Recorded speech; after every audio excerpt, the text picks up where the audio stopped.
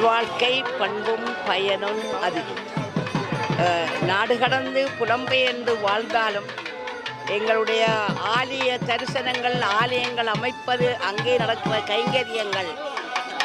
தமிழ் மக்களாகிய எங்களுக்கு பெரும் பேரையும் பெரும் செல்வத்தையும் தரக்கூடிய நிலைமையிலே நாங்கள் இன்று புற நாடுகளிலே வாழ்ந்து கொண்டிருக்கிறோம். அதிலும் இந்த ஆங்கில நாட்டிலே பல ஆலயங்களை அமைத்து நாங்கள் இந்த வழிபாட்டு முறைகளை செய்தாலும் ஆலயம் தொழுவது சாலவும் நன்று என்ற சொல்லுக்கு ஏற்ப இந்த ஒல்தம் ஷோ பகுதியிலே எழுந்தருளி இருக்கிற எம்பெருமான் ஐங்கரன் 5 கரத்தனை, ஆனை முகத்தனை, இந்த நிலம்புரை போலும் ஈத்தனை, நந்தி மகந்தனை, ஞான கொழுந்தினை குந்தியில் வைத்து அடி போற்றக்கூடியதாக இப்படி திரண்ட மக்கள் மத்தியிலே சைவ தமிழ் பெருமக்கள்